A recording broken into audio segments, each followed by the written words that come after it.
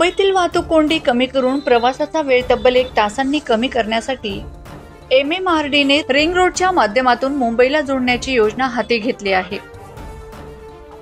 पुढील 5 वर्षात शहरातील वाहतूक समस्या कमी करणे आणि प्रवासाच्या वेळा कमी करणे हे या रिंग रोडचे उद्दिष्ट आहे।